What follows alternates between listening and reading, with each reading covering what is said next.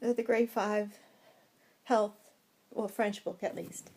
And I was busy with my curriculum, so I'm not sure if it was taught the same way or if it was even presented in the curriculum for the English program, but it was endorsed by the school, and we sent home letters to acknowledge that we were doing it.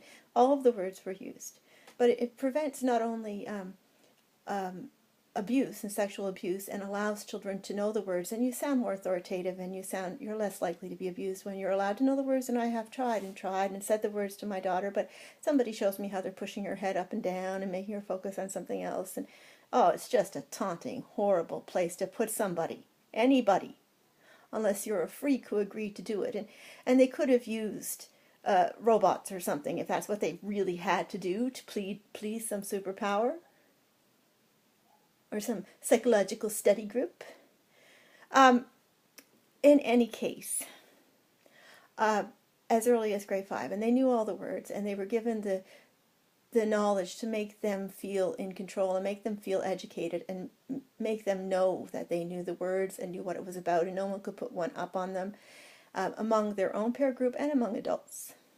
And it can happen as early as that among adults who may take advantage of them, among peer groups who may be managed by adults, sadly, or set up in situations or left in situations or find themselves in situations where they can know not to get involved in these situations. Where was I going with that again?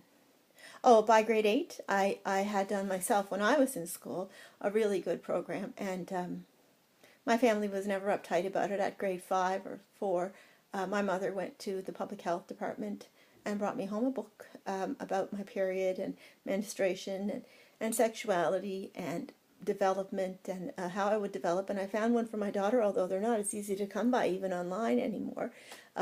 Although one of the tampon companies puts out a fairly good one, and we went through it together. And it's no point to be embarrassed. It's just the way it is. You have to talk about it. And if I can find it, I can go through one. But I wouldn't just do that one off the top of my head, because this is just a chat with my daughter, and I've done that chat with her, and I know that she's aware of her changing body and when menstruation starts, and that she needs to have sanitary napkins, pads of different sizes, or even just the one regular size, and to keep herself clean and to not be afraid of blood coming, every 20 to 28 days and lasting for 3 to 8 days, and to eat healthily and continue to exercise to avoid cramping. And if something seems to be a little bit off, or if there's a smell a different smell to the discharge, or something that doesn't look normal or right, to tell your parent and go to the doctor and get it checked.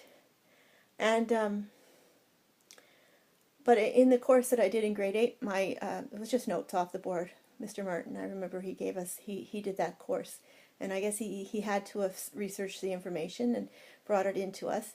And there was no book that we had, but we copied every note off the board, and it was just words like rubbery knobs. It was just describing the sexual organs of males and females, and how sexual attraction occurs, and what sexual intercourse is, and what it looks like, and how it occurs, and how you can get pregnant, and how you can catch diseases and whatnot. And my father used to read through it. We all read through it, and then my mother would ask us questions, and something would make you laugh or act silly, but in the end you look back now and it's not yourself. You just have to, you need to learn it. But I guess a little bit of silliness, something will tell you out your head, makes you comfortable with learning it.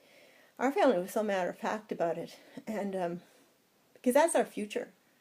If we can avoid catching a disease that might kill us or waylay us for a certain amount of time, or avoid getting pregnant and changing the course of our study and our education and our right to continue on to a higher level of education, and to learn as much as we can without sadly a distraction, and then to become the best and educated parents to provide the same rights and security for our children.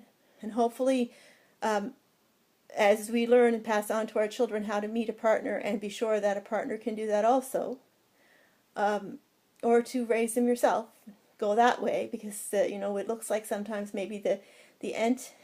If we all get to 14 and lose control of our children and our family and giving our child the stability that they need, then maybe we're going to go back to the book about the ant where the men walked off and the women continued on. But education is never a bad thing. Education damages infiltration. Education damages pedophiles. Education damages meanderers. Education damages the sickness of the kind of people who don't have the intellect to keep to themselves and not hurt other people, especially children.